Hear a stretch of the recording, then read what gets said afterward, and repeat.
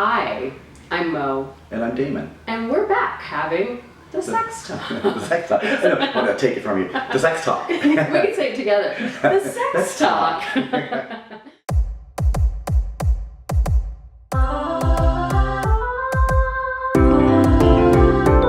sex talk. The sex talk. What are we talking about today? We are talking about reframing rebounds. I love this. So actually, Damon actually brought this up over coffee the other night. Mm-hmm. And, we have such a negative idea socially about rebound relationships when you break up with someone and then you get right back into another relationship. Mm-hmm. And I think that as society, we think of rebound relationships as somewhat negative, and I definitely have to own that I believe that too. I believe that too, up until recently having this conversation with you, and I'm like, I've been in several rebound relationships myself, and you know what?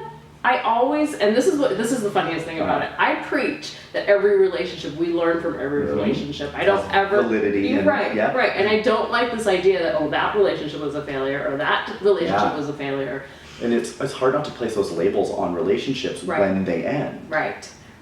And so kind of piggybacking on that, being like, rebound relationships actually have validity and have a place in our lives and actually can be really positive. Now, your relationships, you just said that you've had some rebound relationships. I've labeled them as rebound because they came right after something else, right? But reflecting on them now, would you consider them positive or negative?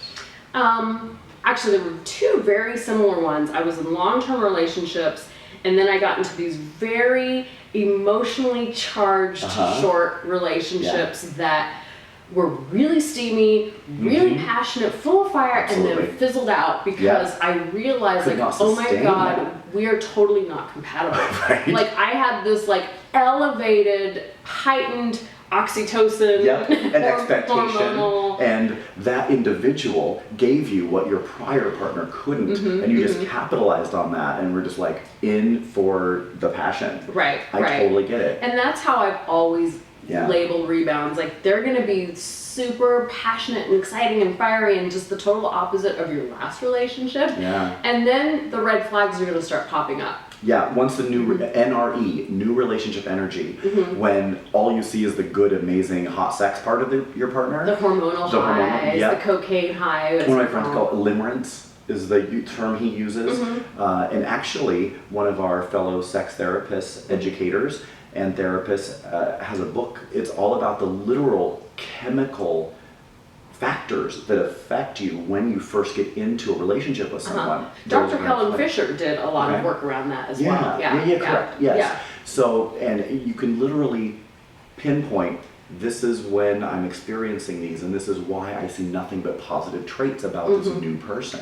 We as a culture, I feel, and as humans even, really like to focus on what went wrong. And put weight on the length of a relationship rather than the substance of a relationship. 100%. So what ends up happening is you've got a relationship that was 3 weeks. That's it. But it changed your life. It was amazing. It was a passionate fling. And what you reflect on it and go, that was shitty. It only lasted 3 weeks. Or that was so bad for me. Why did I get involved with that person? I would never do that again. It leaves you yearning and longing and kind of unfulfilled. And your confidence drops and your self-esteem bottoms out, and you're just why did that was so bad for me? But never again. In that relationship, in those 3 weeks, your confidence was soaring. You felt loved. You felt wanted. You wanted all these different things. You felt sexual and alive. Yes.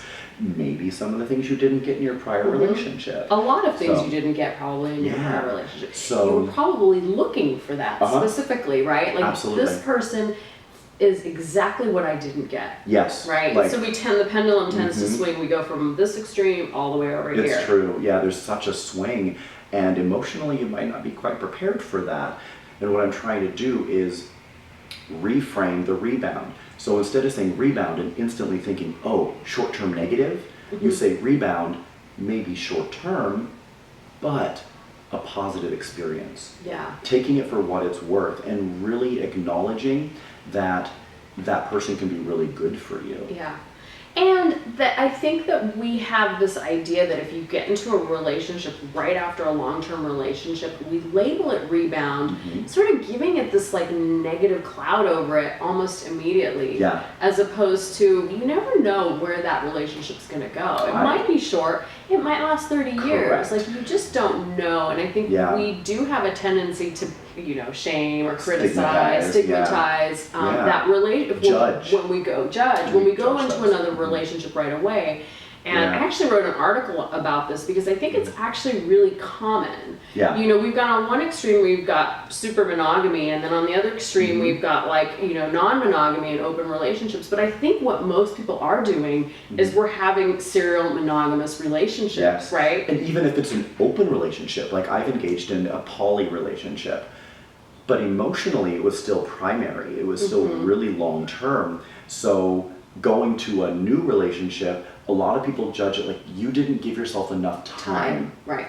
You don't know yourself now. Right. Well, we're pretty smart. We can usually figure out who we are with another person and without another person. It's all in the balance. There's a bit of, you know, middle ground you need to find, compromise. And what I have found in a rebound relationship, I'll say rebound relationship because it's so new. As it keeps going, the rebound might get erased and now it's just the relationship. Right. So when that long-term relationship ends, there's nothing that can be done about that sense of loss. That it's a void. You have, especially if you're living with that person and then they leave, you come home on a Tuesday and they're just not there. Yeah. And comprehending that and processing that can be really challenging. It's where a lot of the depression comes in and a lot of poor choices comes in.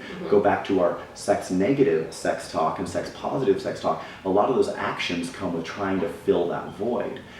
A rebound individual can actually be very positive.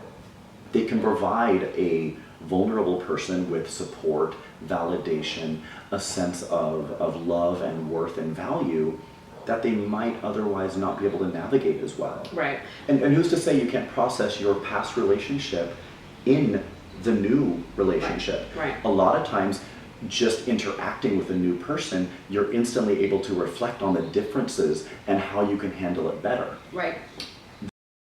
Something that, oh no, my prior partner did this. Yeah. Instead of coming home and facing that void and being traumatized and sitting on the couch going, what have I done with my life?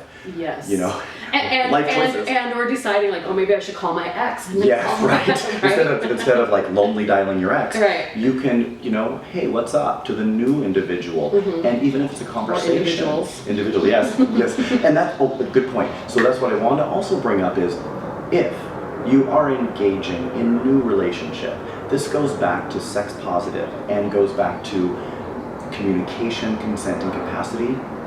Be honest with your new partner. Tell them that you're recently separated. Tell them that you're, you know, fresh off the boat with a new relationship. Give them the opportunity to protect themselves. And they may be scared. They may go, oh, I'm your rebound. I don't want to get hurt. They might. That's okay. That's common. That's communication. And the bottom line is there's no rule. There is no rule as to how soon you can get into another relationship after your last relationship. Absolutely. You can go as soon as you want, as soon as you need, or you can take as much time as you need. Yeah, whatever works for you, makes you comfortable, as long as you've got the communication with all parties. Yeah. Go for it. And we won't shame you. I promise. Here at the Sex Talk. Never. Because we love you. We're doing it together? We're gonna do it together. 1, 2, 3. The Sex Talk. I like how your voice went up. You can do the super low. The Sex Talk. The Sex Talk. It'd be all sexy.